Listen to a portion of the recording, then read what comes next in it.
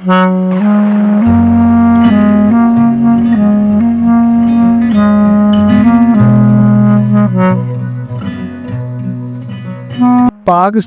ഉറക്കമില്ലാത്ത രാത്രികൾ സമ്മാനിച്ച ഈ 5 ആയുധങ്ങൾ പാരീസിൽ തരംഗമായത് എന്തുകൊണ്ട്?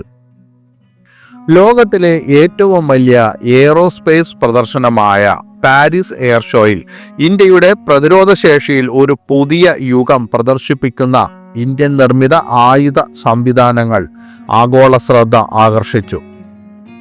ആധുനിക തദ്ദേശീയ സാങ്കേതികവിദ്യ പൂർണ്ണമായി പ്രദർശിപ്പിച്ചിരിക്കുന്നതിനാൽ ഈ വർഷത്തെ ഇന്ത്യയുടെ പങ്കാളിത്തം അന്താരാഷ്ട്ര പ്രതിരോധ സമൂഹത്തിനും ഇന്ത്യയുടെ പ്രാദേശിക എതിരാളികൾക്കും ഒരു സന്ദേശമായി. ഇന്ത്യയുടെ പ്രസന്റേഷന് നേതൃത്വം നൽകിയത് പ്രതിരോധ ഗവേഷണ വികസന സംഘടന DRDO ആണ്. അടുത്ത തലമുറയിലെ ആളില്ലാ ആകാശവാഹനങ്ങൾ, നൂതന ഏവിയോണിക്സ്, പൂർണ്ണമായും തദ്ദേശീയ പ്രതിരോധ സംവിധാനങ്ങൾ എന്നിവ ഇതിൽ പ്രദർശിപ്പിച്ചിരിക്കുന്നു. ഇന്ത്യയുടെ വളരുന്ന ആഗോള പ്രതിരോധ നിലവാരത്തിന്റെ തൂണുകളായ രാജ്യത്തിന്റെ make in India, Atmanirbhar Bharat സംരംഭങ്ങളും DRDO എടുത്തുകാട്ടി. ഏറ്റവും കൂടുതൽ ചർച്ച ചെയ്യപ്പെടുന്ന പ്രദർശനങ്ങളിൽ 5 ഇന്ത്യൻ ആയുധ സംവിധാനങ്ങളുണ്ട്. അവ ആഗോള നിരീക്ഷകരെ മാത്രമല്ല, അയൽ സൈനിക വൃത്തങ്ങളിൽ പ്രത്യേകിച്ച് പാകിസ്ഥാനിലും ചൈനയിലും ആശങ്കയുണ്ടാക്കിയിട്ടുണ്ട്. 1. അസ്ത്ര മിസൈൽ. വിഷ്വൽ റേഞ്ച് ശേഷിയുള്ള ഒരു എയർ ടു എയർ മിസൈലായ അസ്ത്രയ്ക്ക് 110 കിലോമീറ്റർ അകലെയുള്ള ലക്ഷ്യങ്ങൾ വരെ പൈലറ്റിന് കാണാതെ തന്നെ ആക്രമിക്കാൻ കഴിയും. സുഖോയ് 30, MKI, തേജസ് തുടങ്ങിയ ഇന്ത്യയുടെ മുൻനിര യുദ്ധവിമാനങ്ങളുമായി അസ്ത്ര ഇതിനകം സംയോജിപ്പിച്ചിരിക്കുന്നു.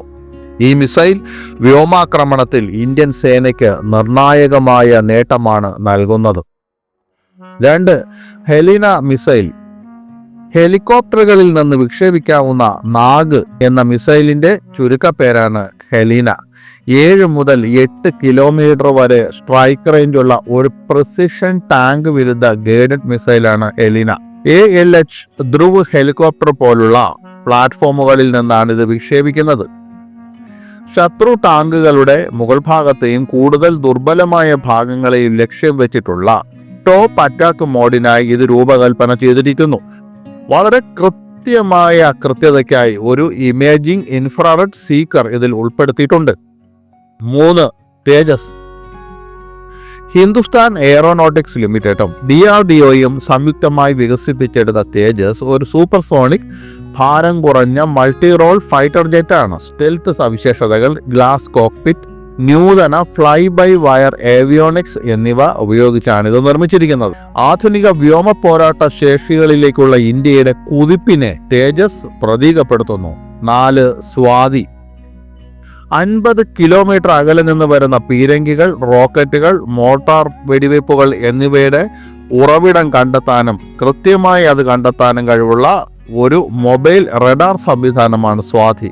അതിർത്തികളിൽ ഇതിനകം വിന്യസിച്ചിരിക്കുന്ന ഇത് കൗണ്ടർ ബാറ്ററി ഓപ്പറേഷനുകളിലും തത്സമയ ഭീഷണികളെ കണ്ടെത്തുന്നതിലും ഒരു പ്രധാന പങ്ക് വഹിക്കുന്നു. 5. AEW&C system. എംബ്രയർ EMB-145 വിമാനത്തെ അടിസ്ഥാനമാക്കിയുള്ള ഇന്ത്യയുടെ airborne early warning and control system AEW&C. ഇതിന്റെ active electronically scanned array AESA radar ഉപയോഗിച്ച് ശത്രു വിമാനങ്ങൾ, മിസൈലുകൾ, വ്യോമ ഭീഷണികൾ എന്നിവ ട്രാക്ക് ചെയ്യുന്നതിനായി നിർമ്മിച്ചതാണ്.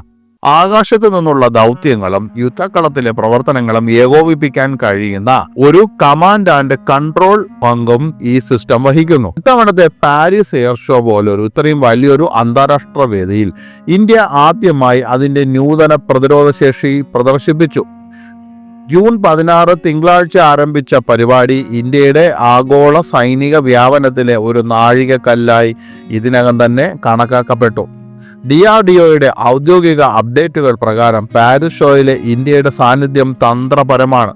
ഈ തദ്ദേശീയ സംവിധാനങ്ങളുടെ പ്രകടനം സാധ്യതയുള്ള വിദേശ നിക്ഷേപകരുടെയും ആഗോള പ്രതിരോധ പങ്കാളികളുടെയും ശ്രദ്ധ പിടിച്ചുപറ്റി. ഫ്രാൻസിൽ നടന്ന പാരീസ് എയർ ഷോ ലോകത്തിലെ ഏറ്റവും അഭിമാനകരമായ എയ്റോസ്പേസ് പ്രതിരോധ പ്രദർശനമായിട്ടാണ് കണക്കാക്കപ്പെടുന്നത്.